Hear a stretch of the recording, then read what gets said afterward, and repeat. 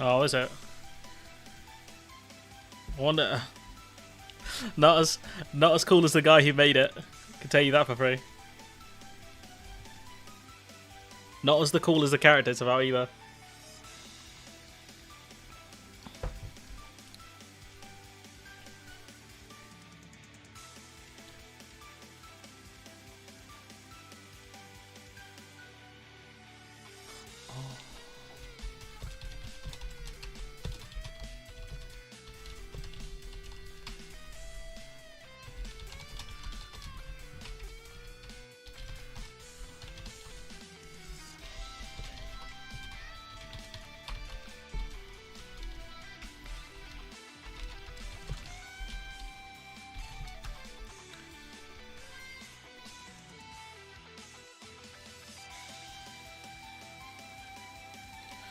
It's been okay, man.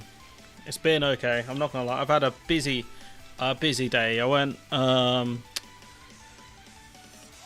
Joe, we'll let the song finish before I talk, because I really like this bit.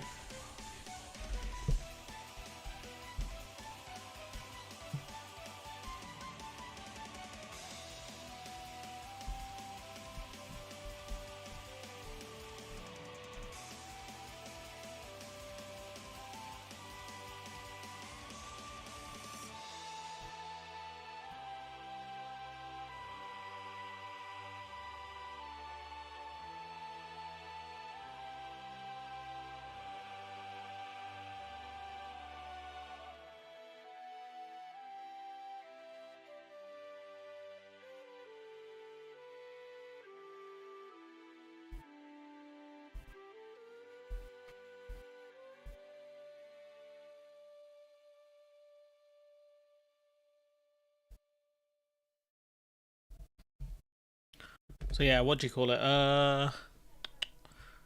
Oops. No, no, no, no, no. I like this song, but no, I don't want to get. I don't think you'd claim me actually, but no. What do you call it? Yeah, busy day. I was up from like 6. Woke up at 6. Went to sleep early yesterday, around like half 10, 11. Woke up at 6. I was gonna do some videos in the morning, but didn't work out. But my I got an electric scooter last year. It's working now properly. My brother managed to like basically fix the issue I had with it, and so what that means is I can use it to go to the gym. I went swimming at about 2, no, 12 even. Went meat shopping this morning. Went swimming. Uh, then went to play some One Piece, the card game, and now I'm back home. So a very long day. Went 1 and 2 in locals, but yeah, it's really fun. Honestly, it's really fun. Um, so yeah, no, I got to see my friend there as well.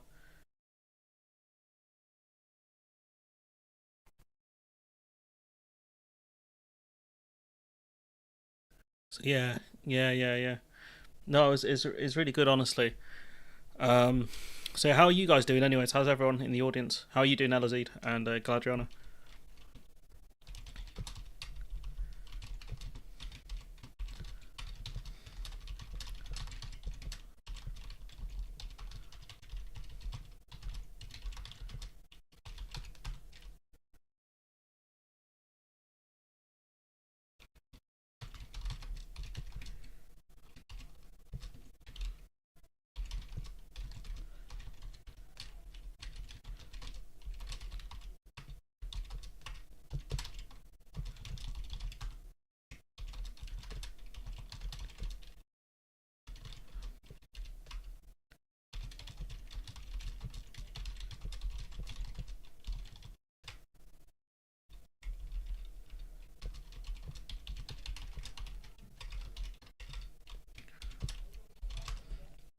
Okay, so let's start with the stream before everyone gets bored. Doing all right here, minus the US. Oh, mate, don't even. Grandpa, Genocide Joe versus Felon Trump, fam. The fact, do you know what? Yeah, I'll give that. Genocide Joe is such a nickname. A shelter might seek refuge there when it blows up down here. I watched the UK debates, Alazil. I despaired. Yeah, I saw the commentary on the American debates. I was like, damn. I was like, we're looking pretty good here in old Blighty. Looking pretty good. I'm not gonna lie, because it's not good for you guys, honestly. Someone was saying that America is in its Soviet Union phase.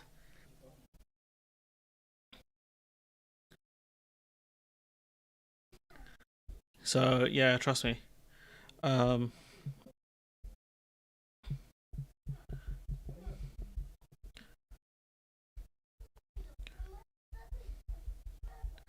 so trust me, it's very depressing.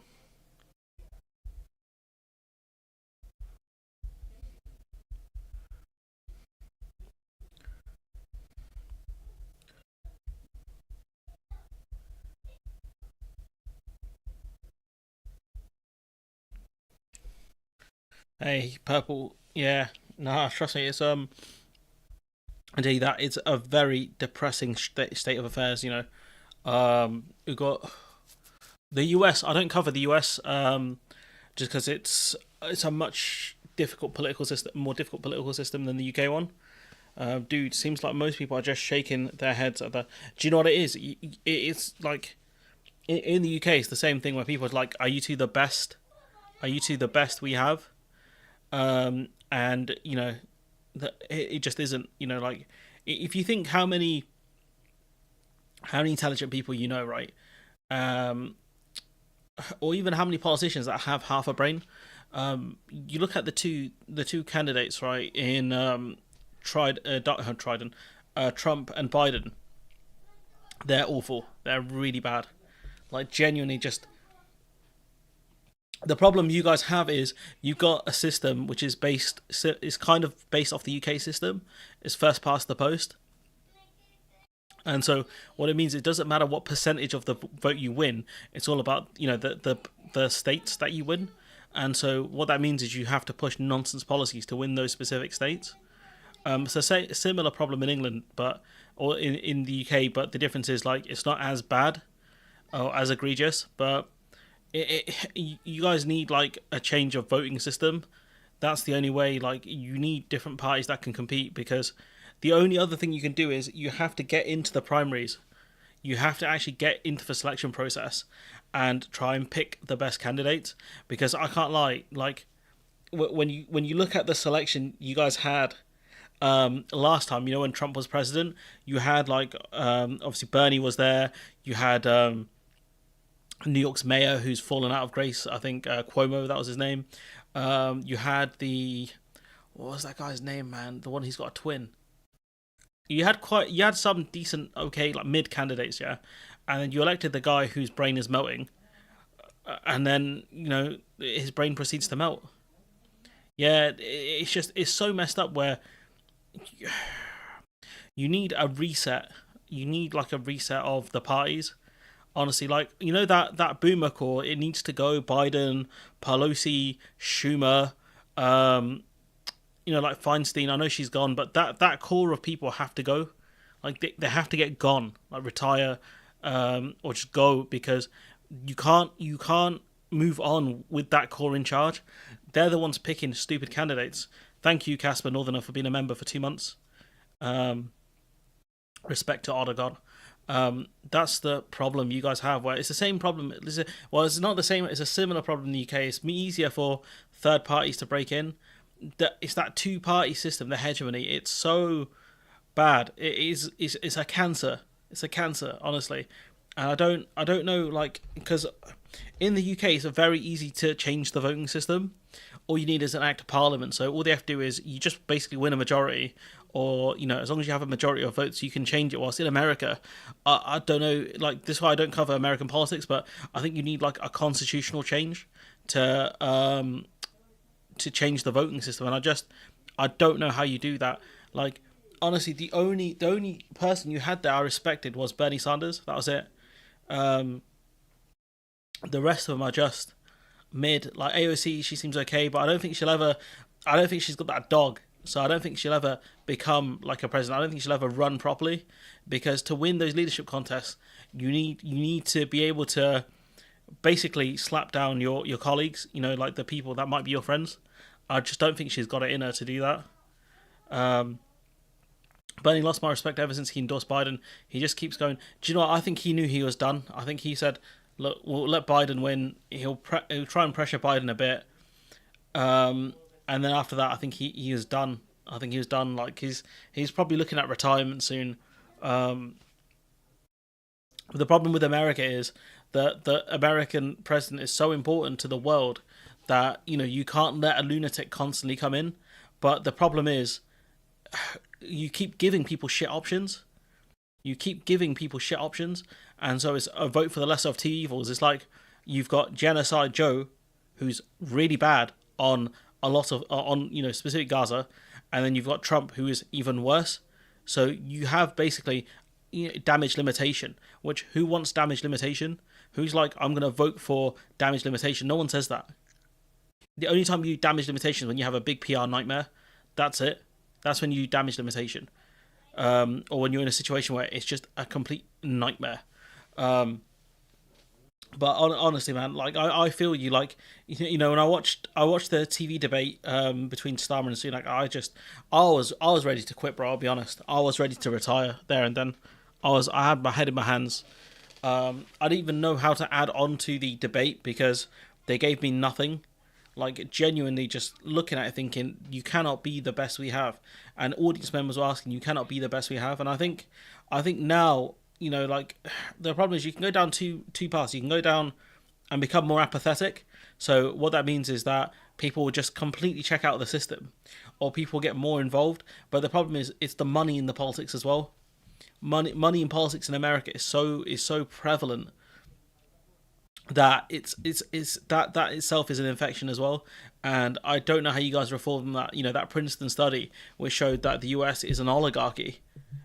Um, that's that's it.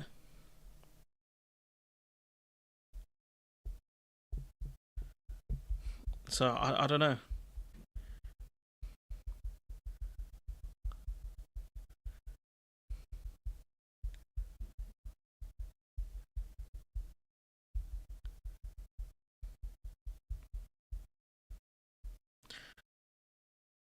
So I don't know. There's no the answer for the UK. Oh, I just saw your comment there. You're preaching to the choir, bro. They all have to go. All of them. MTG.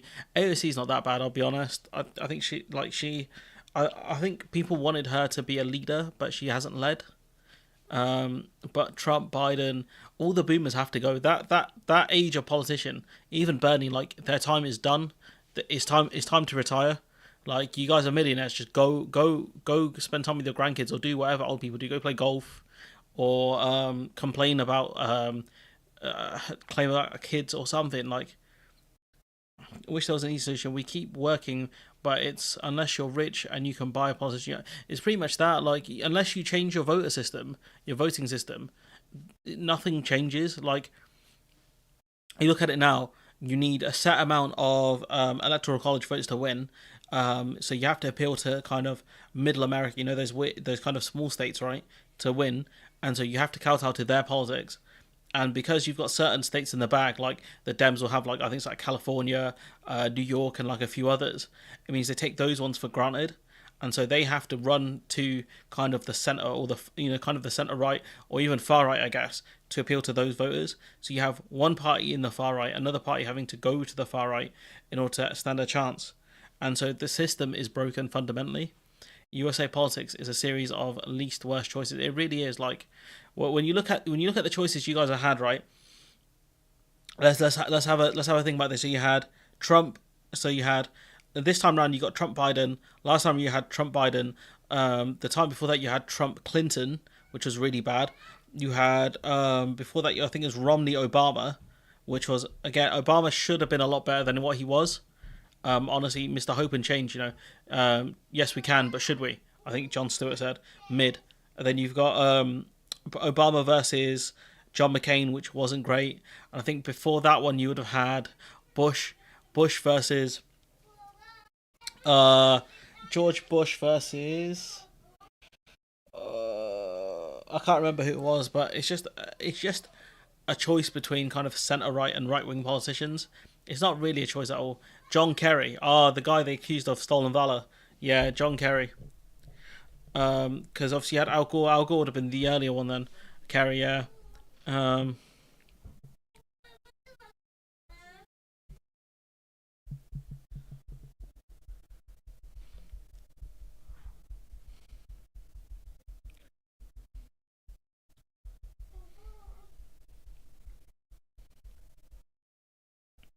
so I just don't know.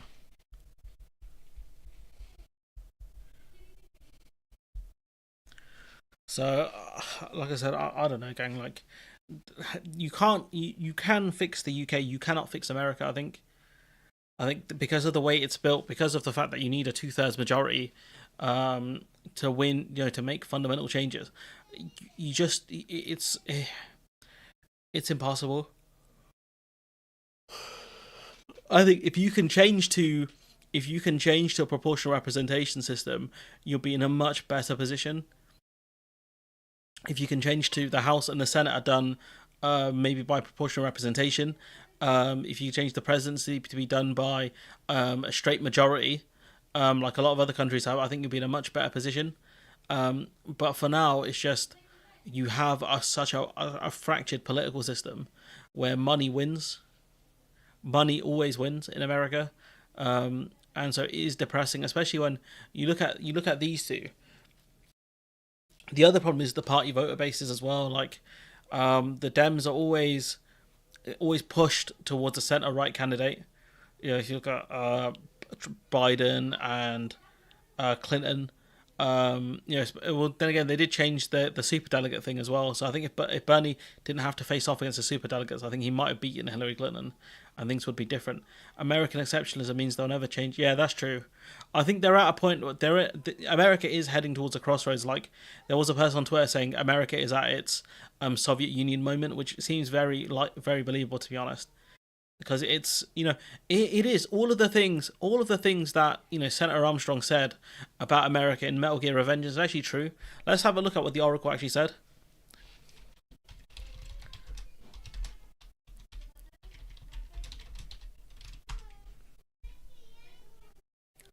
So let's listen to what the goat had to say, because when you look at what he has to say, right, he's not wrong on some of these things. This is non-parody Senator Armstrong, by the way.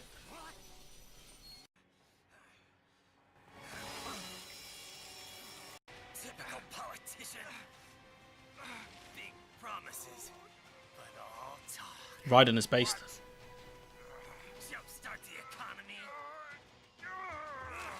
Highest growth in the G7. What a load of bullshit. All you care about is lining your own pockets. That and your approval ratings. Yes, yeah, that's true. It's the same thing. It's the same thing. Sorry, QA. It's the same thing in the UK as well. Like, the average citizen isn't responsible for this. It's the system that is doing this to people. It's the system that is doing this to people. And this is as true as you can get for most countries' politicians, to be honest. If America's gone to shit, you're just another maggot crawling in the pile. All right, the truth then. What is the bit where he says it? You're what? That one day, people. Try to remember the bit where he says it. Fuck American pride. Fuck the media. It's not this bit. There's a bit where I don't know, guys. I don't know if I'll be able to find it. There it is. We need to pull it. All of it. It's this bit right here. America's disease, rotten to the core. There's no saving it. We need to pull it out by the roots. Wipe the slate clean. Burn it down! And this is a game that came out over a decade ago. And from the ashes, a new America will be born. Evolved, but unchanged. This is a bit I disagree with. This is the populist ruse, right here. This is the populist ruse right here, where they'll agree with the problems, but they'll give you the crappy solutions. So I can end war. But he's right though. Not for oil. That's enough of that, anyways. I've indulged you in Senator Armstrong long enough. Going to lose the audience. But point being is, like, he's right there. Like, with America, it's a much more the rot is deeper. It's much deeper because it's very hard to change the system there. If Labour don't set up a commission to investigate PPE and Londongrad, such as the UK, yeah, getting rid of the Tories, it does help.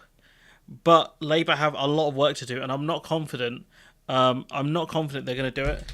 I don't think they've got the talent to do it, and I don't think they've got the drive to do it either, to be honest with you. So that's one of the things where when you look at what they're saying, it's not great, honestly. The electoral reform is key, but in the UK it's doable. It's very doable. Just need a majority of votes, that's it. Whereas in America, it's very different. In America, you need that 2/3 majority, which is very hard to get. The system is designed not for you not to get that.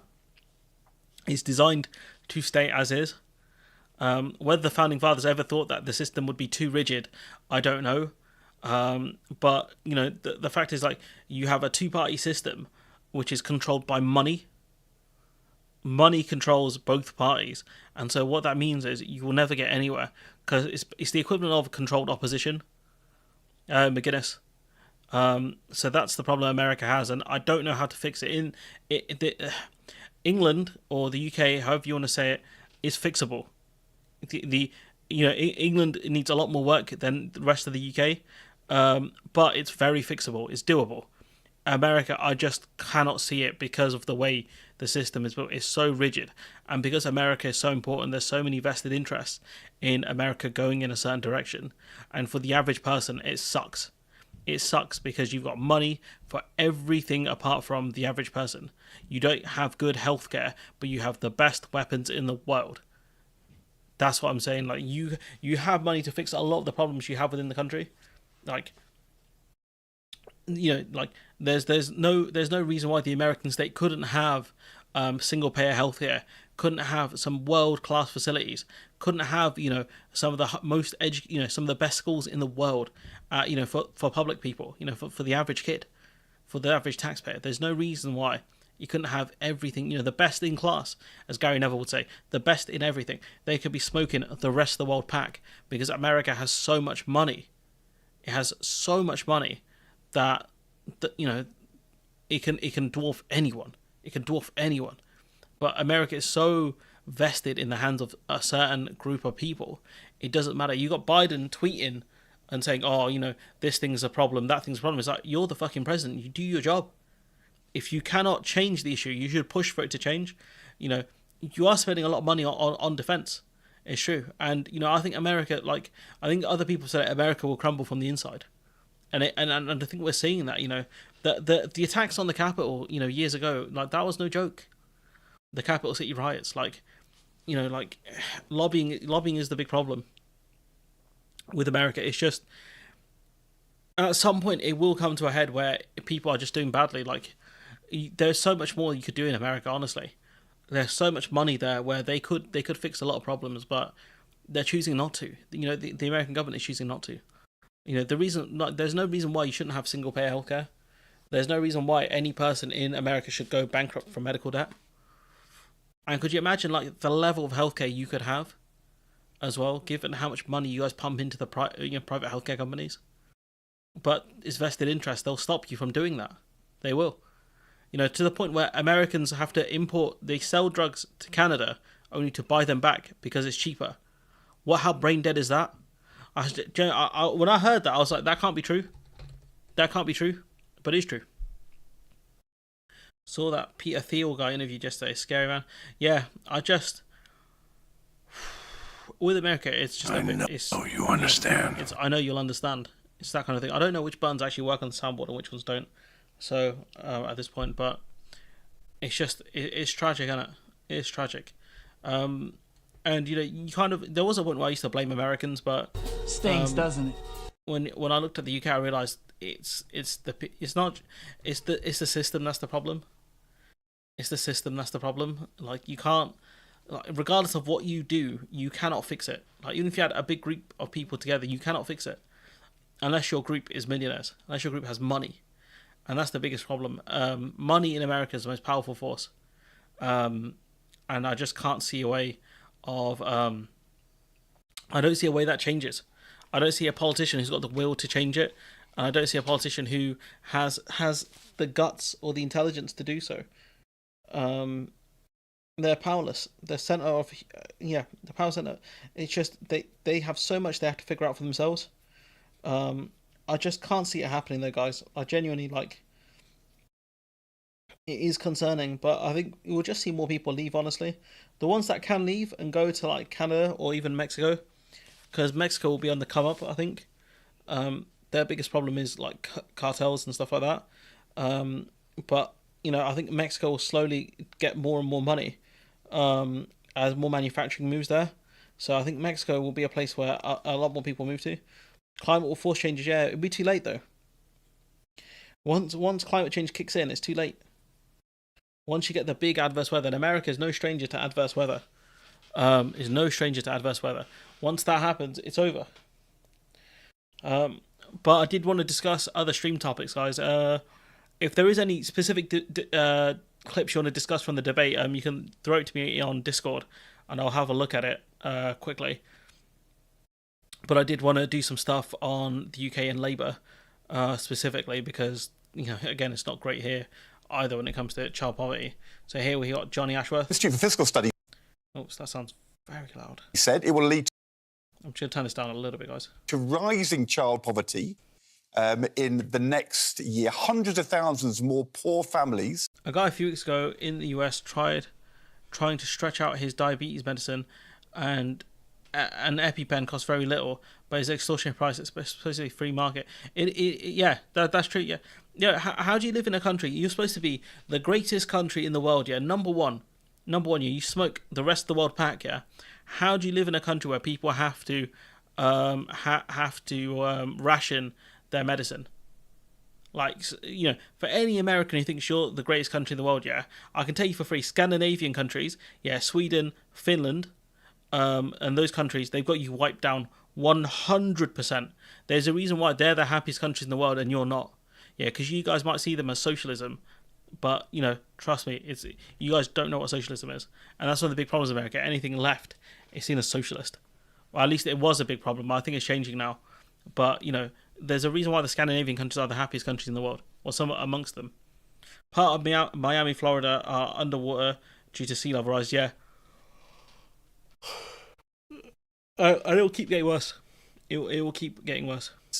Losing £4,000 a year because of this two-child cap if they got more than 2 kids. You called the policy vicious.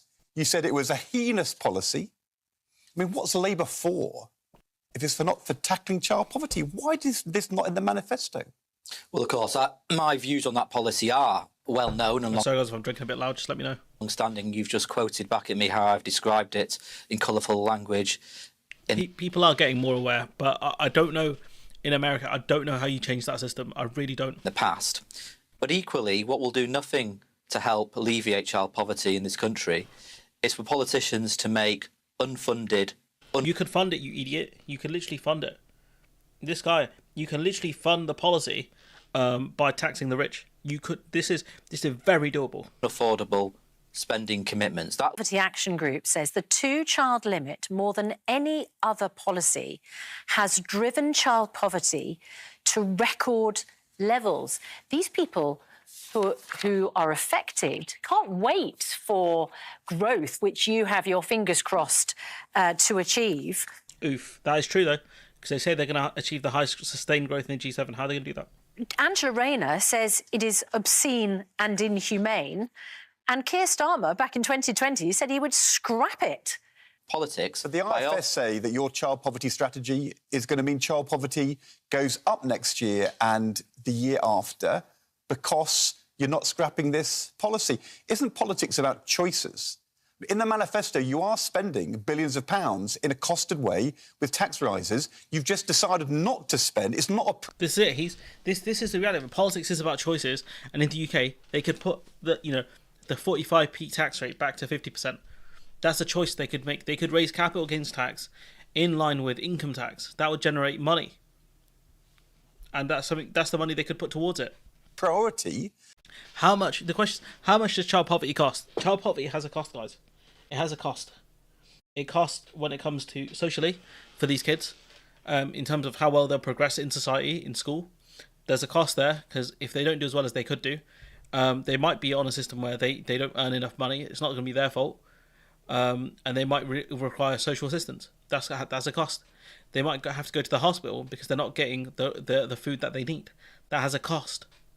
All of this stuff has a cost. They might act out in school because they're getting bullied, or because they can't function properly because they're not eating properly. It has a cost. I think childhood obesity is linked to poverty as well. It has a cost. All of these things cost. To tackle the vicious heinous thing, it just feels as though child poverty just didn't quite make the cut compared to childcare or dentistry. With childcare as well, that appeals to people who work more. That's what it does. Like the 2-child cap, it impacts people with obviously more than 2 children, but it impacts working people as well. Or waiting times. Is that really the right choice? Well, of course, the IFS is making an assessment based on the interaction of the tax and benefit system. They're not looking at the bigger picture of how we're going to grow the economy when we've had... Oh, my God. They've talked about £19 billion worth of austerity coming down the pipeline. My guy, what are you talking about? You say to us now, if there is better economic growth... And so when is the economy going to grow, enough that we can fund child benefits when, they've said they're going to put... Labour have said they're going to put the money towards nuclear deterrence? Then we'll scrap the 2-child policy. Because we are making it very clear that all of our commitments are fully funded and costed. We are not making unfunded commitments. It pisses me off so much, guys. Starmer is facing renewed pressure to scrap the 2-child benefit, as research shows more than 270,000 more kids will be impacted over the next year. Austerity is failing bad. Yeah, it is. And there's more here. Darren Jones. Recognise that you are making a choice. You could fully fund and fully cost lifting the 2-child benefit cap, and you are making the choice not to do that. That's right, isn't it? Well, these are trade-offs. We've made the commitment not to increase taxes because the tax burden is already too high on... The tax burden is not... Bro, this is another thing that pisses me off. The tax burden is high. When you look at it, I think it's how the country generates money. But if you look at it on the wealthy, they're paying less in tax as a percentage than they were under New Labour, because New Labour had the 50% tax rate and the Tories got rid of it. The coalition government got rid of it. This is complete nonsense when they talk about the highest tax rate and all of this stuff. Highest taxes on who? Ireland didn't do austerity and we were bankrupt. What? We borrowed. You did do austerity back in the early, the post-recession though. There was definitely austerity post-recession. There were a lot of cuts made. And there's more here. You scrap the 2-child. We won't, Nick. It's been a difficult decision, this. And so he won't do it. It's straight up. I want to put this here. And even in the manifesto, they don't cover anything to do with that. They've got one line about social housing as well, but I'll nix this one because I want to do a manifesto review, but I'm not sure when I'm going to do it. Covered by universal social tax. I don't know, bro. From what I've heard, you guys did a lot of cuts to schools and things like that. Roshin's the resident expert on that kind of stuff, but she's not here. And when you want to talk about choices, Labour are set to land billions in new investment from banks and international firms within months as their plan to use. What year did the 50% tax rate change? Ooh, that's a great question. I think it was 2013. When did the 50% tax rate change? April 2013.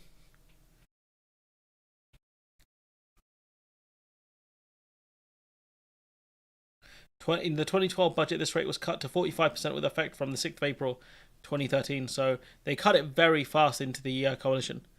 Then they tried to claim it would actually generate more money, which was because more people pay tax here. It was like, cool, so you got more people on tax evasion then.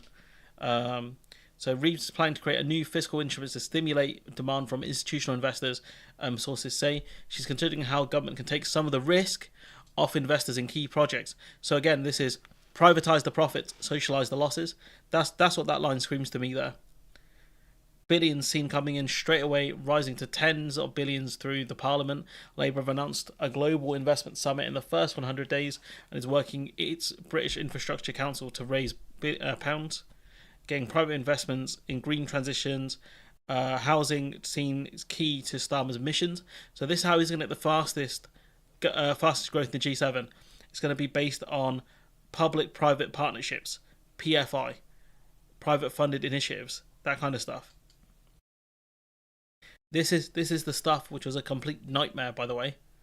Labour's PFI 2.0. We are still suffering from the consequences of the last PFI, where you've still got hospitals crumbling. You had the bare minimum done under these contracts, and people, we're still paying for them now. Think about the Tories have been in charge for 14 years, yeah? We're still paying for some of these PFI contracts now. They are not good. They're complete garbage. These plans are garbage. It's such a bad idea. And so what they're going to do is they're not going to borrow money in the way of bonds. They're going to give these contracts away to these companies that are going to want to make profit off these contracts. That's what's going to happen here. So they're going to want to make money. And so who do you think is going to pay for that in the end? Evening, Mark. It's the taxpayer. So, like, instead of borrowing the money and being smart, this is how they're going to keep the debt to GDP ratio down. But all that means is the taxpayer is going to pay more. This is what happens when the media don't educate people on stuff properly. So instead of doing it the proper way, which is to basically sell bonds, or if you're into MMT, print the money, etc., move decimal points, which is what I think MMT people would say. Instead of doing the Keynesian way, they're going to do it the stupid way. They're going to do it the stupid way, where on paper, our debt to GDP ratio is down, but in terms of like the amount we're going to spend on these projects is going to be higher. Much, much higher. This is brain dead mentality. What they're doing here is insane. It's insane. And so, I did want to discuss Starmer versus the Bangladeshi community. That way we can stop people coming here in the first place. On the question of returns, because you raised that, which is very important. He's talking with the Sun. The number of people being returned to where they came from has dropped off by 44% under this government. So on the first few days in government, I'll tell you what I'll do. I'll put the staff back in the returns unit. I'll make sure that we've got planes going off, not to Rwanda, because that's expensive. That's an expensive gimmick. They will go back to the countries where people come from. That's what used to happen. Where? I mean, it's so hard to do. Well, at the moment, people coming from countries like Bangladesh are not being removed because they're not being processed. Done it. Why has he singled out Bangladesh? Why? Bangladesh is not in the top 5 of countries asylum seekers come from. And then Starmer tried to claim, he goes, that Labour has described a clip of Keir Starmer talking about the removal of Bangladeshi migrants from, it would be failed asylum seekers, really. So phrasing from Sienna Rogers here, not great. As the UK has misinformation amid concerns that party insiders, the video has been widely shared, has really cut through. And it has cut through, I'll tell you why. Because people my age have heard their parents talk about it. So let's see, what's the misinformation here? Let's have a look. Going off, not to Rwanda, because that's an expensive gimmick. They will go back to the countries where people come from. That's what used to happen. Where? I mean, it's so hard to do. Well, at the moment, people coming from countries like Bangladesh are not being removed. Why single out Bangladesh? It makes no sense. I just don't get it, guys. Especially when these are the Bangladeshi community typically vote Labour, and John Ashworth doubling down. The Rwanda scheme is not a deterrent. What would your deterrent be? Well, we're going to send people back. We're going to process people's claims. Sorry if it's a bit quiet. And we're going to get on with processing people's claims. And those people who shouldn't be here, when they come from countries like Bangladesh or wherever, we're going to send them back. What the fuck is this? Why is he doubling down on this? You see this clip from the 26th. I think this is a couple of days before. Why are they mentioning Bangladesh again, specifically by name? Who shouldn't be here. Well, we're going to send people back. We're going to process people's claims and we're going to get on with processing people's claims. And those people who shouldn't be here, when they come from countries like Bangladesh or wherever, we're going to... What's this about? I don't get it. What do you know what I mean? It's twice. He's twice. Why would you mention like the Bangladeshi community? I don't get it. And this stuff has cut through. They've scrambled. You know, when it came to the Gaza stuff, it took about a week. It took about a week for them, or 2 weeks, for them to come back and say, "Oh, I was taken out of context and whatever." This has taken them about a few days to come back and realize how bad this has bit them.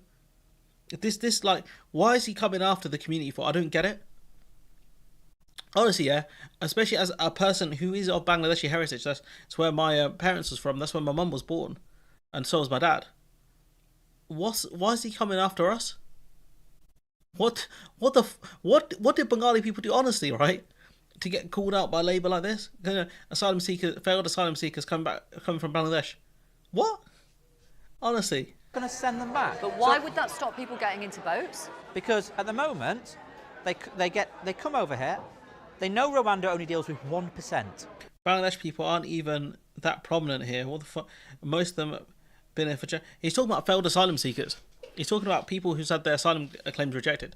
But why mention Bangladesh twice? Doesn't make sense. The rest stay in a hotel for the rest of their lives. That's a big flashing incentive to come here. Whereas we're saying... They don't want to live in hotels the rest of their lives. They think they've got a genuine claim to seek asylum here. Rather than sending flights to Rwanda, we're going to be sending flights to all the countries that these people came from by sending people back. Look how proud he is to say it as well. Well, most asylum seekers, according to official figures, come from Afghanistan and Iran. You're not suggesting to voters that you'll get a returns agreement. Hang on, no. With the Taliban and with the Iranian regime. That's the line Sunak jumped on as well. Talking about people like we've got people coming from Albania, from India, from Bangladesh. But you just literally... Albania, India, and Bangladesh, like they can't seek refuge from there. When you look at India and Bangladesh, these were former colonies. Essentially, India. Before the partition, Bangladesh was part of India. This was a former British colony. Ignored the two countries. We have a prime minister in Bangladesh, like he's part of the Commonwealth as well. These types of people always think that asylum seekers are just looking for a luxury life. Honestly, it's just mad, bro. It's mad. It's where most asylum seekers come from. Yeah, you're not going to get a returns agreement. Big proportion is India, Bangladesh, Albania. We need to deal with those countries. We have a returns agreement with Albania already. Ignoring Afghanistan and Iran. Are you saying you're going to get returns agreements with those two countries? Well, you look at each one on its merits, obviously. Look at this guy. He's getting pieced up here. He's getting lit up. Finished. This brother's getting finished right in front of us. He's laughing because he's got nothing he can say. Is he going to get a returns agreement with the Ayatollah? Honestly. But at the moment, I thought you were an honest politician. I am an honest politician, that's why I'm giving you... Oh, I don't know about that, bro. Are you saying you're going to get a returns agreement with the Taliban? We can get returns agreement. Well, that's a different... The Taliban and Afghanistan is a different setup. Correct. And I'm asking you, are you... Bangladesh, like, the elections in Bangladesh were so bad this year, right? Western countries were concerned. Let me show you guys, yeah? There's, I don't want to, mock Bangladesh because, it is the country of my heritage at the end of the day, right? But I can tell you for free, it's not this safe country they're making it out to be. I'm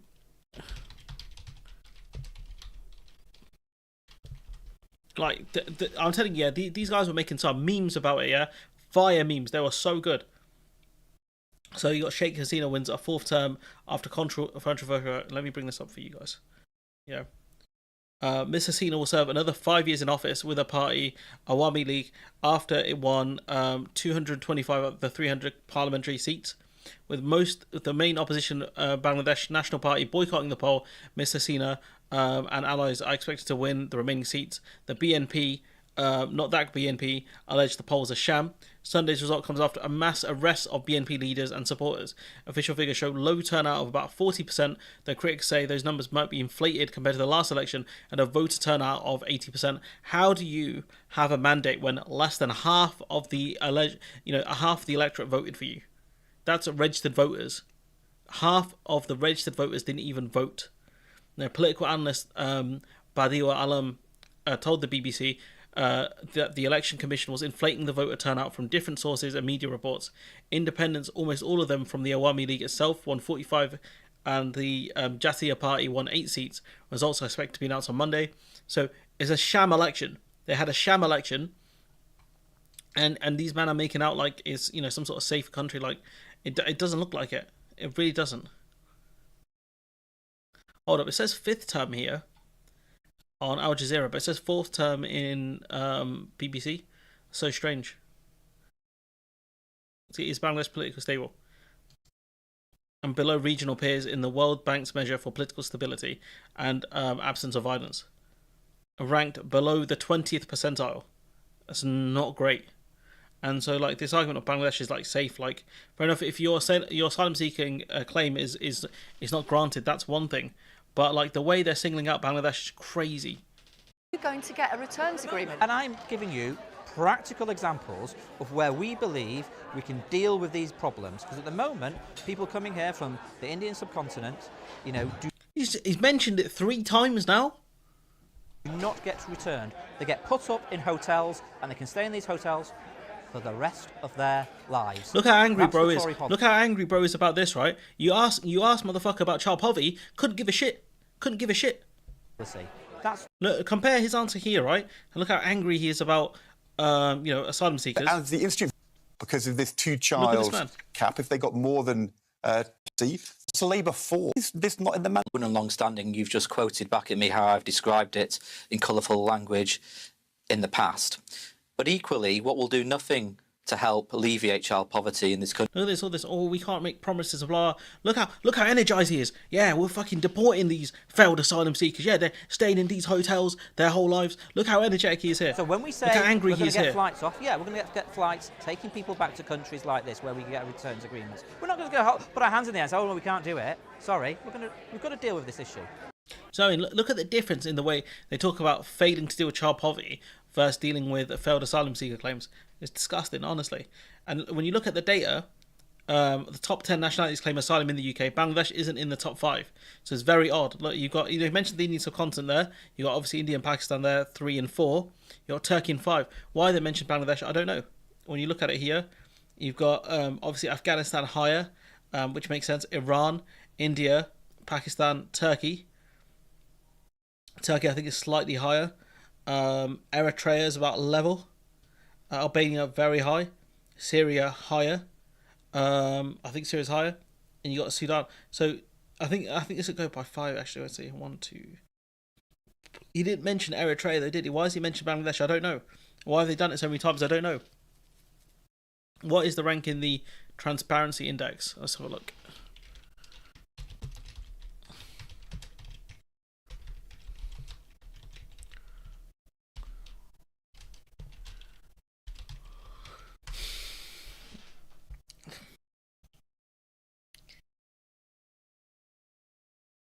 Let's see. Corruption in Bangladesh. Let's see if I can find it. 2001. It was endemic, but that was obviously 2001. That was a long time ago. Bangladesh, say, ranked 149th, 180s in the index. What's the? I think I got one for 2024.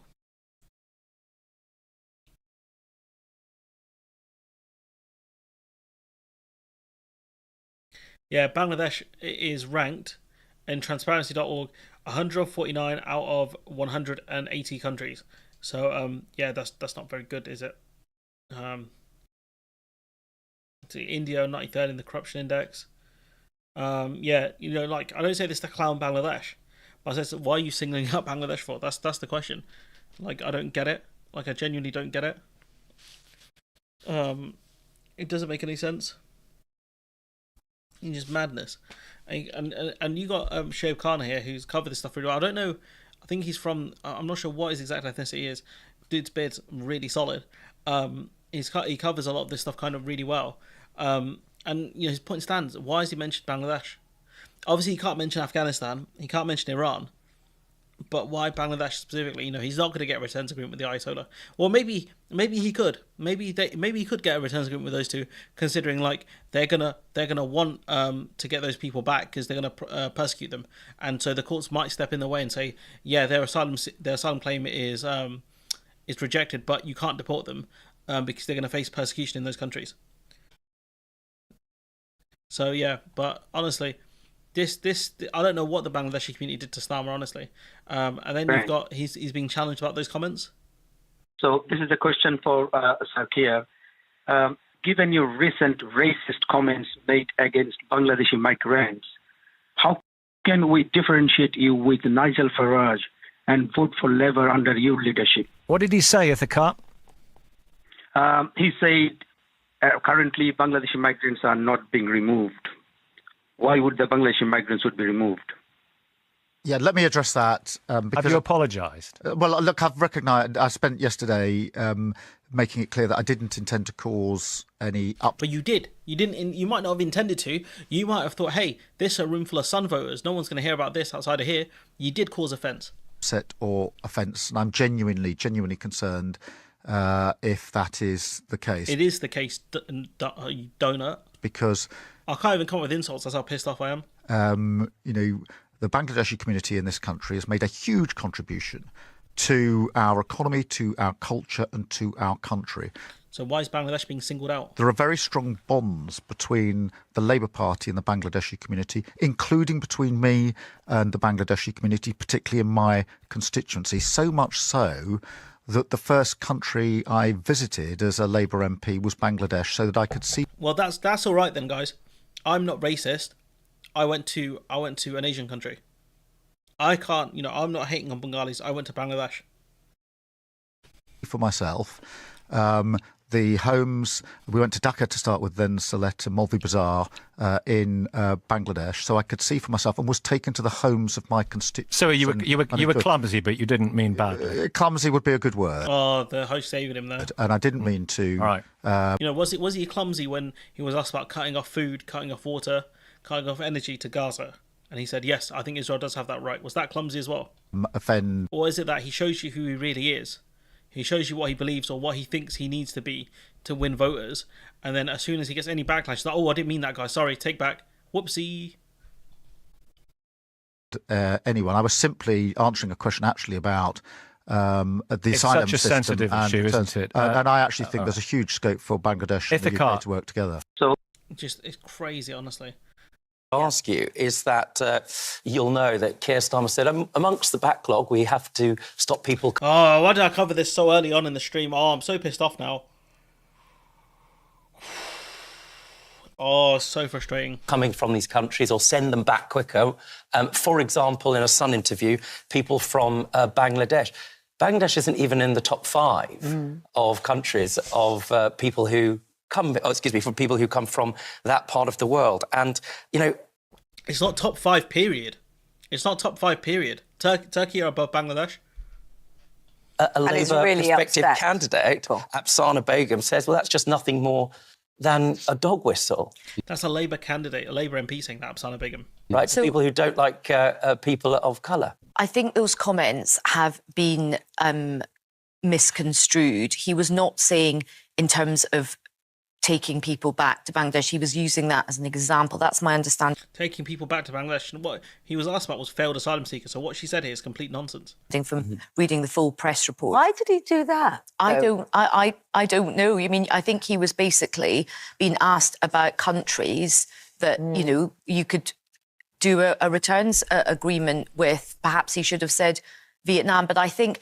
Why would he say Vietnam? Why would he single out Vietnam? That makes even less sense. When we go back to Vietnam, aren't even in the top 5 either. Why would you single out Vietnam? They're not even listed here.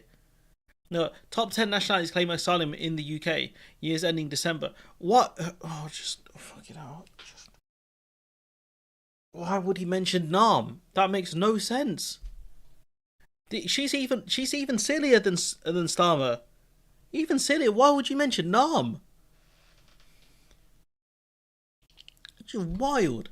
In his own constituency, some prominent members of the Bangladeshi community have come out and said this is not fair. Oh no, they're very upset about it. But they have come out and a lot of people have come out and defended him as well and said, Who has defended him? He is not meaning those comments to be taken in. Who? Labour MPs, Labour shadow cabinet. Who has said this? That way.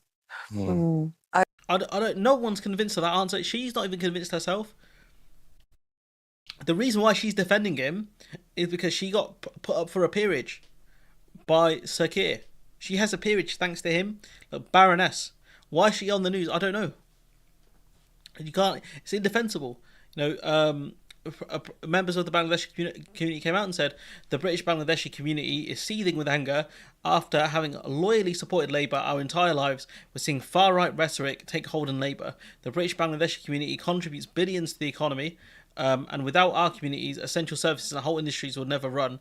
Keir Starmer should be ashamed of himself, take a long, hard look in the mirror. A Prime Minister in waiting should never attack minority communities whose support he relies on. Otherwise, what difference is he to the far right? He should apologise immediately and withdraw his comments. And when you watch this video back, there was no apology. There was no apology here. If we go back. Not being removed. Making it clear that I didn't intend to cause... Have you apologised? Well, look, I've recognised... I spent yesterday... Where's the apology, guys? He's a lawyer, right? Let's have a listen. Making it clear that I didn't intend to cause any upset or offence, and I'm genuinely concerned if that is the case, because the Bangladeshi community in this... I'll give you a fucking apology. Look, if you guys want to hear an apology, this is an apology. Right, this is how you're meant to do an apology, right? Right, this is how you do an apology. I'd like to take this opportunity to put a few... That's how you know I watch things very fast. things disappointed. That I promise not to raise... Alazine, I don't know if you're still here, but you'll love this one. Tuition fees. Until the election, that we would pay any rising fees. It was a pledge to intend we could deliver. I'm sorry.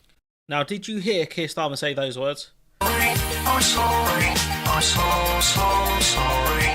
Did audience, right? I'm asking you now, did you hear Starmer say those words? Did you hear him say? There's no easy way to say it. I'm sorry. I'm sorry. I'm sorry. I'm sorry. I'm so sorry. There's no easy way to say it. I'm sorry. I'm sorry. When we're wrong, we hold our hands up, but when we're right, we hold our heads up too. Now, when we're wrong, we hold our hands up, right? This is what Nick Clegg said, right? Now, has Starmer held his hand up to say he's sorry? All right, I'm going to play this again because it's the greatest video on the internet. There's no easy way to say I'm sorry. I'm sorry. When we're wrong, So, did he say I'm sorry, guys? Was there an apology in here? Country has made a huge contribution to our economy, to our culture, and to our country. There are very...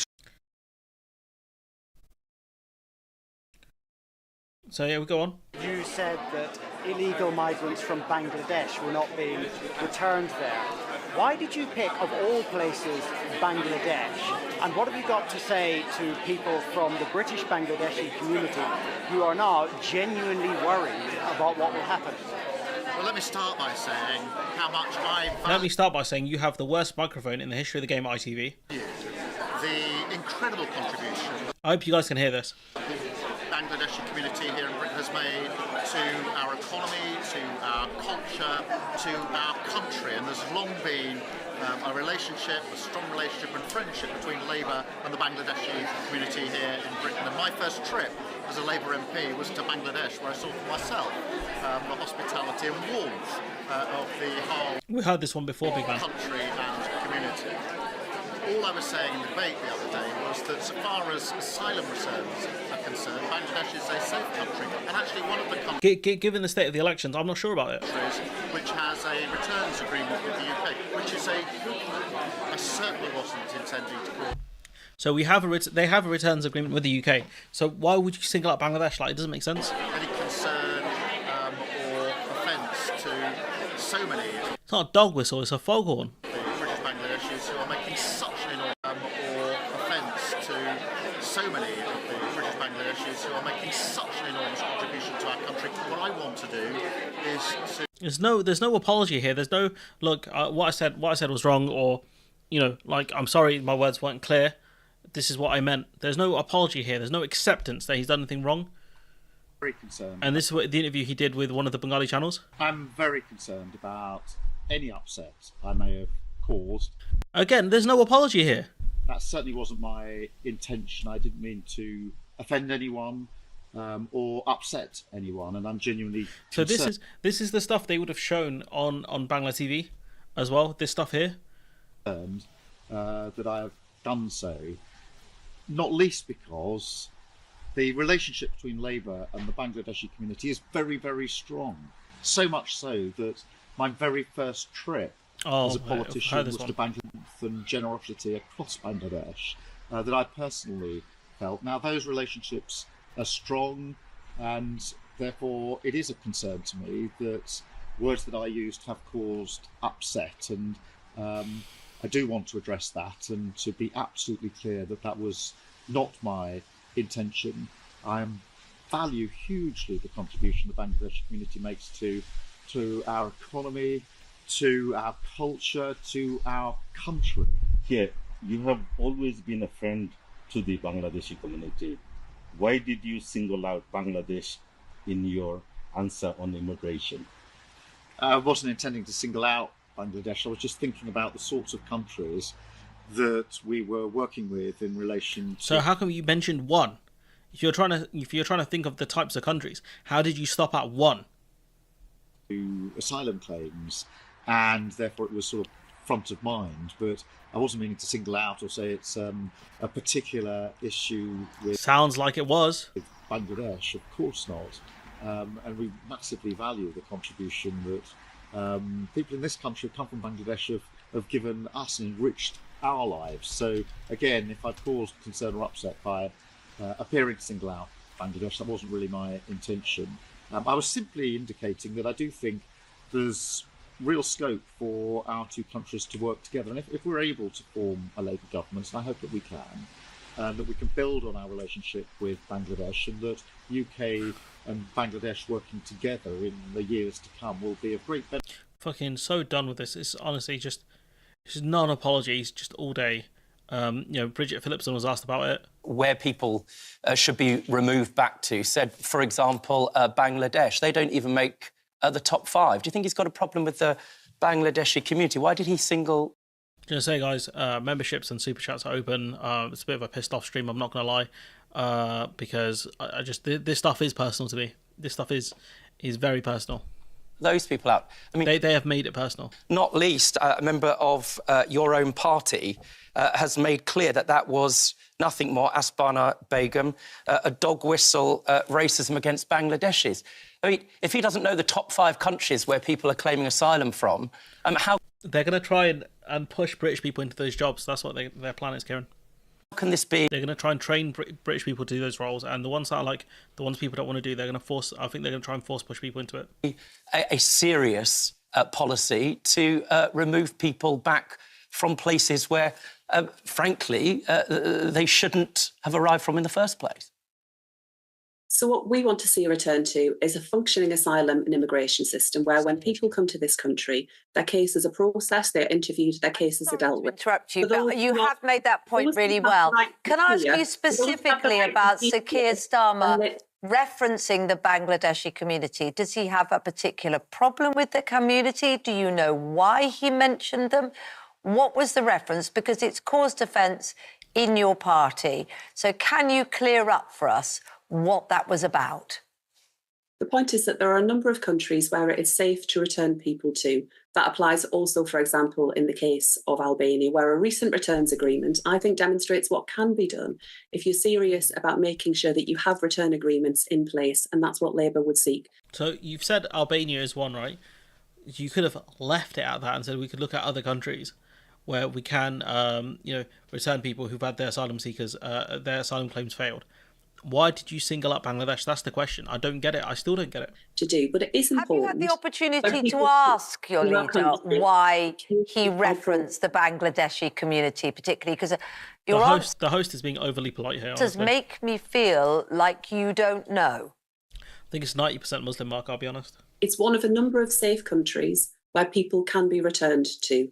And what we want to see are cases processed, people being interviewed, where they have a right to be in this. So why did you pick on that one? Can you seem to not understand why people have got upset, because he referenced that community as one. These are like dealing with NPCs, honestly, guys. It's like their coding. It doesn't function. Like there's no lights on, honestly. Go back, and without the context, which unfortunately you're not providing for us, embarrassing. You can see why it would cause offence to pick on that community at such a sensitive time. Can you explain to people that I'm so done, honestly, guys. Like, I don't like. It's, you know, what is he doing? Honestly, what is he doing? Why would you pick on a specific community like this? I don't get it, guys. I just don't. I'm just so lost. I just fucking do my best not to curse on these streams, I'll be honest, in case any of my cousins watching. But why is it, you know what I mean? Like, what did we do? I don't get, what did the Bangladeshi community do, honestly? I don't get it. We're not in the top 5 for asylum seekers. What was he thinking? You know, he's in an audience with the Sun as well. It's very clear. It's very clear who he's trying to appeal to. It's very clear.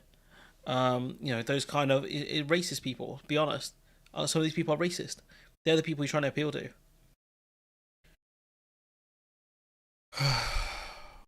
It's so depressing, gang. Like, when you see this stuff, and it is cutting through. It is like, you know, the Gaza comments are just awful. They were just horrendous.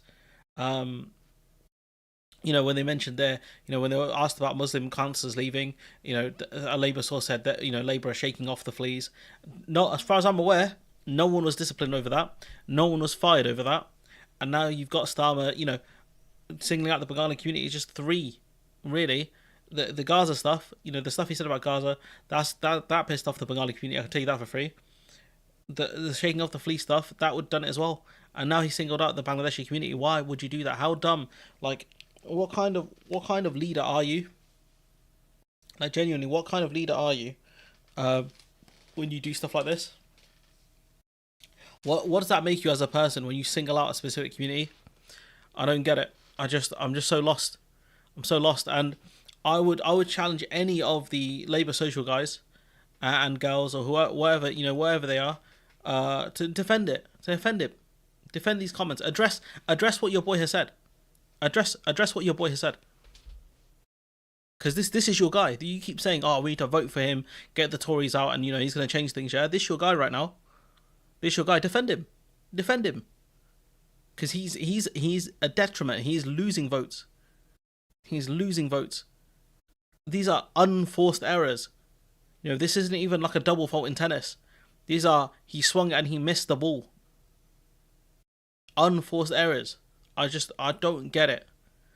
I don't get it, man. And I'm so mad that he's picked on my, it feels like my community, honestly. The community I'm part of. Not my community. I don't speak on behalf of the people. I don't. I should be careful. But the community I'm part of, he's attacked them. Yeah, they're getting wiped down by the TV judge. They're getting wiped down by the TV judge. That's embarrassing. You know, like, to the point where she can't even answer a question. She can't. Jonathan Ash was so proud of himself. Going to deport these people and blah blah blah. Child poverty. He's like, oh well, there's nothing we can do. You see. But on deportation, like, I can't wait to deport them. I can't. We're going to do it now. Just crazy. Just, yeah, Starmer's been to Bangladesh, HK. He ain't racist. Yeah, I will be going on a little break after 4th of July. Not like I'll still be like working my normal job, but I'll be trying to take a break off the channel and just enjoying the outside a little bit more, I think. Some housework going on as well around that time, so that's going to happen. But yeah, I'm so done with this, honestly. I don't get it, gang. Like, I just don't. It's abysmal, honestly. Yeah, I've seen not just Islamophobia, I've seen racism from the FBPE people as well. I've seen racism from those people. You know, they some of them attack black and brown people. They do. Because they're bad, their freedom of movement's gone.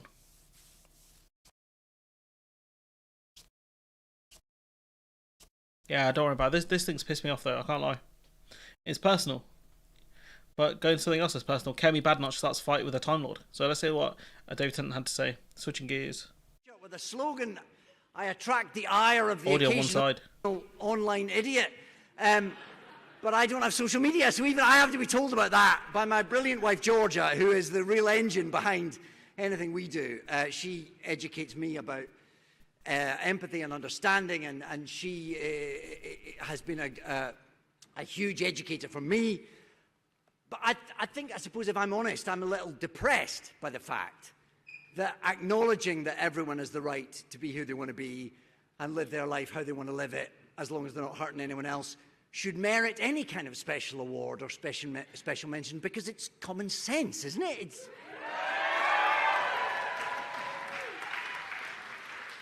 It is human decency. We shouldn't live in a world where that is worth remarking on. However, until we wake up and Kemi Badenoch doesn't exist anymore. Oof. That's a big shot right there.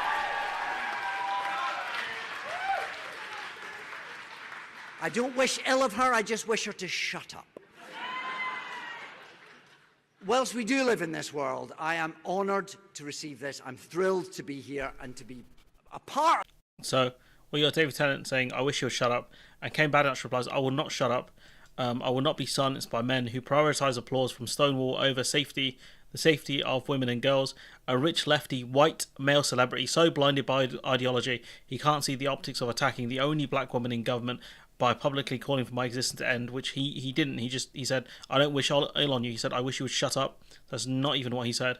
And also, like, the only black woman in government, like, isn't that the fault of your leader then, or your party, for not having more representation? She goes, Tennant is one of Labour's celebrity supporters. He's an early example of what life will be like if they win. Starmer stood by while Duffield was hounded. He and his supporters will do the same to the country. And Kane Badenoch says, this is trivia, hits out at the continued furore over Tory racism row. So that's about Frank Hester racially abusing Diane Abbott. And, Kane Badenoch downplaying that. But we go on to more. So, she said, Hester's 29 comments were reportedly racist. I welcome his apology. Abbott and I disagree on a lot, but the idea of liking criticism of her to being a black woman is appalling. It's never acceptable to conflate someone's views with the colour of their skin. And so here you've got Kemi Badenoch playing identity politics. That's what this is. This is identity politics, because she wants to shut David Tennant up. She wants to shut him up. And you got David Tennant fighting for minority rights here, really. And Kane Badenoch being big mad about it. Honestly. So, this is her playing identity politics. She's trying to use her identity to shut up David Tennant because he's a white male. That's all she's trying to do. A rich lefty white male. Well, as far as I'm aware, Kemi Badenoch, you're wealthy as well. Does it make sense? You're a rich righty politician. A rich righty politician. Should I play that card on you when you say nonsense? It just boggles the mind, honestly. So yeah, complete clown show, honestly. She's a joke. She's a complete joke, and most likely she'll be the next Conservative Party leader. And so we go on to a future exclusive. Starmer tells me he wants to be Prime Minister for a decade. So there's some clips of a Starmer interview he did with ITV. So these are quite interesting. So let's have a listen to each one. Hopefully the volume's loud enough. Spider-Man pointing at Spider-Man energy. Yeah, it really is. I'm not sure. Honestly, I'm tired of her and those. Like, honestly, she's done. I'll be glad to if they could win her seat. I'll be happy. If you did not know, one of his children is transgender, hence his comments. Okay, I did not know that. Right, okay, that's interesting. Did not know that. But yeah, we love David Tennant in this house. He's a big dog. He's the guy. Well, probably one of the more iconic, probably the most iconic modern Doctor. But I still think Capaldi's got him beat. I love Peter Capaldi, if you didn't know that. But yeah, let's have a listen to what Starmer has to say. You've talked about a decade of national renewal. Do you want to be Prime Minister for a decade if that's what the electorate wants? Oh, I want to see that through. It's my phrase. You serve a decade? Of course. It's a long old time to be a Prime Minister. It is, but those are my chosen words. A decade indicates how long I think it's going to take for the fundamental change. Or HK with a super chat, thank you so much. There's no message attached. If you want me to shout anything, let me know. Which will see a country He thinks it will take only 10 years to recover the country. Damn, bro, I've got news for you. it's going to take way longer than that, especially not being in the EU as well. It's formed, and that years later people will be able to look back and say that was a real game-changing government. You'd be 70. He's chasing legacy. That's what he did, personal legacy. Thank you. If you were Prime Minister for a decade. You got the energy to be Prime Minister at 71? I'm determined to see this through. Okay. I've certainly got the energy, the intent. Not worried about your knee when you're 70? Well, I'm still playing football every week, managing. That's crazy. He's like 60. I didn't realise he's that old. 90 minutes. I've been playing since I was 10 years old, so these knees have been through a lot of games. Yeah, he'll be out. He'll be out before his first term, or he'll be out after his He won't do a second election. It just seems to me that growth is sort of the new magic money tree, though. What kind of growth do you want? Do you want 1%, 2%, 3%? What do you want? The highest sustained 7, 8, 9, 10 growth in the G7. So what is that? How are you going to achieve that? Ambitions. Well, the highest sustained growth. That'll be determined over time, but to be the top of the G7. Okay, but that is, you have to appreciate that is slightly meaningless because it could just be 0.1%. We could even be in recession and still be better off than the rest of the G7. Oh, that's valid actually. Do you know what I mean? That is very true. Significant growth. You don't know. I don't accept this defeatism. I understand the challenge you're putting to me. This is what the Tories say. Why are you playing down the country? I don't accept defeatism. Just mad.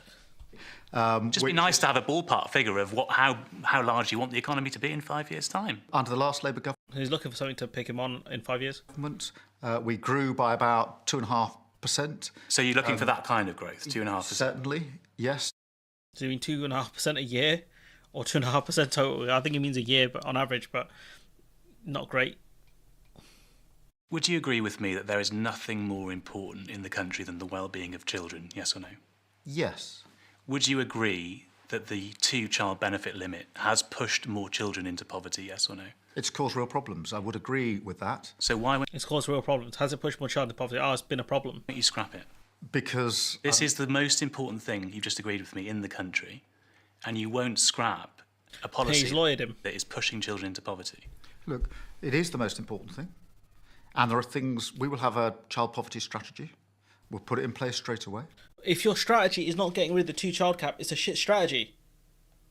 If your strategy is effectively how are we going to beat the other team, we're going to score more goals than them. That's all Labour push. We're going to beat the opposition by scoring more. To deal with the underlying causes of child poverty. So that's the bills that people are paying, overcrowded accommodation. But what I'm not going to do is put something in the manifesto which, on the current state of the economy... You could literally find funding for it. You could easily find the money for it. I don't think that we can properly afford. You know, all of these other plans that they have, right, in terms of breakfast clubs and all this stuff, right, they can find the money to get rid of the 2-child cap. You know, the question is how much...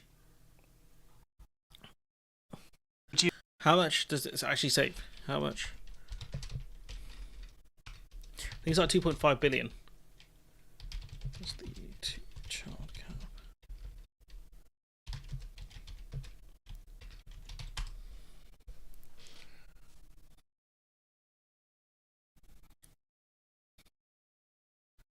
Let me see if I can find it quickly.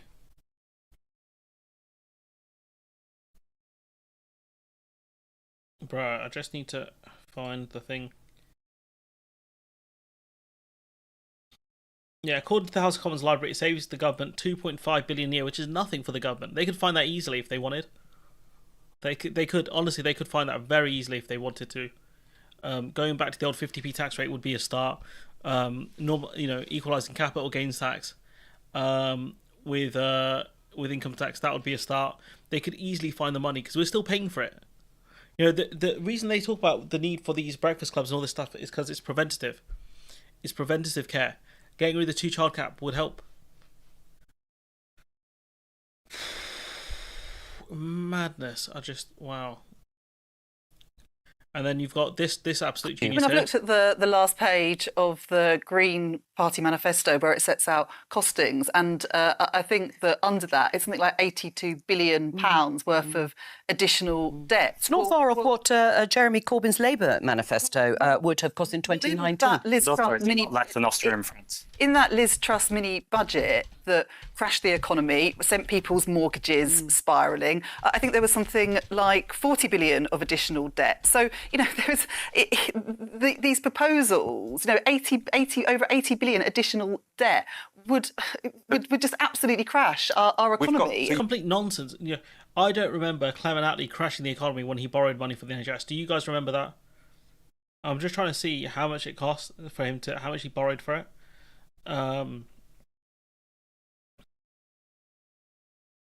I'd have to find it, but there's stuff here about how much PFI gross. If it's on QA, you might have the figures. How much did Attlee borrow for the NHS? But Attlee borrow. I think it's from the US. Let's try from the US. It was a lot of money.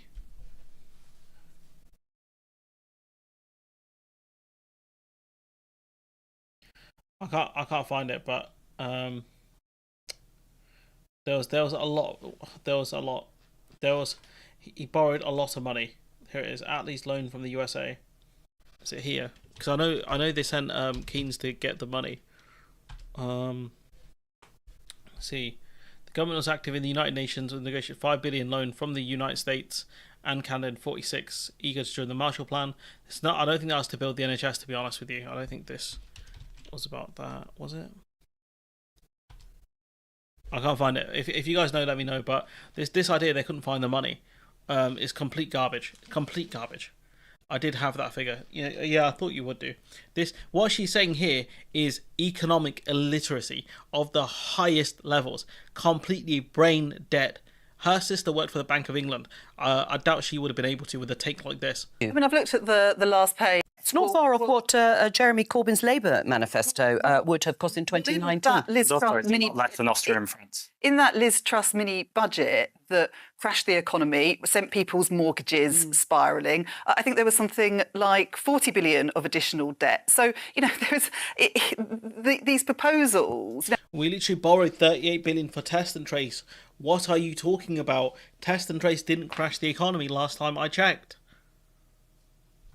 Over 80 billion additional debt would just absolutely crash our economy. Honestly, this is only when I say these people poison the well of discourse. 11 billion first year of operation. How much did he borrow for it? Did he borrow that full 11.4 billion, or how did he fund it? Because I know he borrowed a lot of money. And with the Labour Party, it's just so you're telling me that you'd rather. Sorry, guys. My brain's gonna cease function in a moment. They're gonna borrow all of this money from BlackRock and all of these companies, yeah. In PFI, complete disaster. Like, I'll tell you what. Like PFI problems. Let's see, who's this from? Let me see if I can find someone reputable to talk about it. I'd love to see one of these Labour social goons back PFI. I'd love to see it. Honestly, PFI contracts. Look at this shit. Look at this shit. Yeah. PFI contracts make school pay thousands to cut grass. So schools are spending thousands of pounds more a year to meet rising costs of contracts with private firms. Schools are locked in 25 to 30 years. So you're talking more than a life sentence in the UK, in which high charges rise more than any other school. One school said it was spending thousands of pounds a year to keep its playing field grass below 2.5 centimeters, as the rigid contracts demanded. So this contract demands how tall the grass can be. PFI investors say the contract is given long-term value for taxpayers. No, it hasn't. So Middlefield Primary School in Spec, Liverpool, opened after the local authority entered a PFI agreement for a new school building. Head teacher David Potter says 20% of the school's entire budget is now spent, on meeting the terms of the PFI contract, squeezing what he can spend on classroom staff. So you have a school spending significant amounts of money to the PFI people. The school has to pay the PFI company for its day-to-day maintenance, catering and cleaning, which will cost more than £470,000 this year, a rise of more than £151,000. And the rules of how much they can increase these contracts by, we don't know. The school has to pay and what Mr. Potter says is one day of many rigid details stipulates the grass must not grow higher than 2.5 centimetres, even in the winter when the playing field is hardly used. Come rain or shine every week, ground maintenance teams come out and they cut the fields, he says. We should have the freedom to say we think we can do without. And who do you think is paying for the grass maintenance? Maintain the ground costs $30,000 a year. That's the salary of a teacher. It's costing them a salary of a teacher just to maintain the grass at this level. Honestly, they can't shop around for better prices from other suppliers, and so they're locked in. Such schools have had to make savings elsewhere. 4 members of the classroom staff have not been replaced since 2020. And do you know what's been replaced? The bloody grass towards the pizza fund. Thanks. Oh wow! I just realised this is the last live stream before the general election. This is the last live stream before the general election. That's crazy, isn't it? That's crazy, guys. I built up a sizable war chest for Thursday as well, so I don't know if I'm going to be. I might turn my camera on. I don't know, actually. Yeah, fuck it. Why not? I'll try and have the camera on. See what my backdrop's like. More than 900 schools in England were built through PFI contracts before the initiative was scrapped in 2019. So it's still going on long into Tory campaign, into Tory's tenure. Launched by a Conservative government in the 90s and used by both Labour and Conservative leaders to build schools, the scheme sees private companies retain ownership and responsibility for the maintenance until the debt is repaid from taxpayers' money. So ultimately, the taxpayer is paying for it. It's just done in different ways where they hide it in school budgets. It's not on the official ledger, but the government's going to have to borrow more in order to increase school funding and things like that. He says, "You feel like a failure." Cost aspiring for Glenn Potts, head teacher of Newman RC College in Oldham, a large secondary school which was opened in 2012. Children, he said, most concerned about the state of the building since people's moved in. It has been beset by problems. The leak roofing leading to the roof leaking, leading to hundreds of thousands of pounds being withheld from payments to the private contractor. Children were sent home in 2021 after the problems with the heating. When the radiator pipes burst, spewing red hot water and repeatedly flooding classrooms. So again, that's a health and safety concern. If one of these kids got hit, they would be hospitalised potentially. They would definitely be hospitalised, and the school would catch a massive case. When a radiator bursts in a school, the ferocity of the water will arc 3 foot up. At times, radiator burst means up to 60% of the school was out of use. In order to get the heating replaced, Mr. Potts had to ask the council to argue with the contractors. And again, councils have had their budgets cut as well. They ain't got time to deal with this. He put his head in his hand saying, "I have to go to those parents and say, I'm doing my very best by them with no impact. You feel like a failure." One of our visits to the college, water gushed through the roof of a classroom when the ceiling collapsed, as maintenance contractors tried to fix heating on the above floor. So who's picking out these contractors to do these jobs? In ceiling spaces around the school's corridors, large plastic tubs are visible because the roof leaks. Unacceptable secrecy. Other head teachers in England told us they had been advised against speaking publicly about the PFI contracts because of non-disclosure agreements. Last week, Stoke-on-Trent Council had a private meeting with the 88 PFI schools in the city where they were warned they faced double-digit percentage increases in their PFI contracts within weeks. So this stuff here, right, is what they want to push onto Britain. They're going to get growth. They're going to get they're going to rebuild the country, right? Clement Attlee did it with borrowing. Right, Clement Attlee did it with bonds, etc. This lot are going to do it via BlackRock. Which one do you think is going to cost more, bonds or BlackRock? Because if BlackRock were going to make less money, from buying bonds, if they're going to make more money buying bonds, they would have bought the bonds. But they're going to make more money through this nonsense. You're talking 25 to 30 years worth of profit, a lifetime. These schools have been impacted. Some of these schools have been impacted longer than I've been alive. That's how crazy this is. And they're saying this is a good idea for the rest of the country. Mad. And then we've got the last one. It's about the betting scandal. This is genuinely brain dead. MPs, and it really, for someone like me, you would pick out obviously some bad cases of people who've done the wrong things, and then they've been dealt with once the facts have come to light.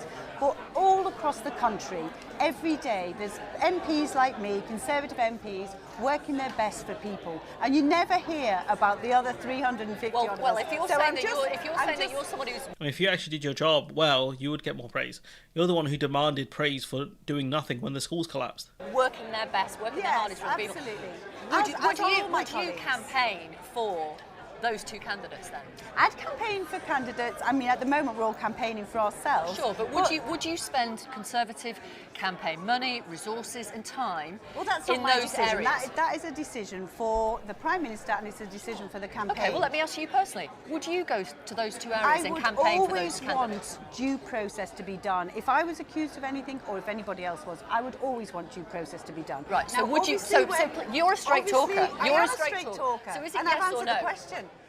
I would want due process to be done first. I would never But sit if due there. process doesn't conclude till after the election, would you campaign now for Due them? process has to be done. Yeah, you have to be fair. You can't be judged. They're under criminal investigation. If you elect them and they're found guilty, you're going to have a criminal as an MP. They're going to face potentially jail. They're going to be deselected, and you're going to have to run it back. Another election. And jury. It's not the journalist. You're going to allow a criminal into Parliament. It's not the journalist's role. It's not my role to be judge and jury. There's other people who do have that role, and they should do that job, and hopefully they can do it. He can. The Prime Minister, the leader of the party, can withdraw the whip from any member, any MP, and they can withdraw any candidate. So he is judge, jury, and executioner. Quickly as possible. And what they'll be trying to work out is who knew what when. Just to check, you didn't put a bet on the Of date course of the I election? didn't know. No, I didn't know. It's just an embarrassing answer. I don't think I'll bother doing a video on this one. I think it's a bit wet. But yeah, no, I think it's just dumb. It's dumb. Anyways, guys, I'm a bit peeved. I'll be honest. This lot, I don't know. It feels like the Labour Party after me personally at this point. What did I do? Honestly, why are you going after the Bangladeshi community? What did we do to you? I don't get it.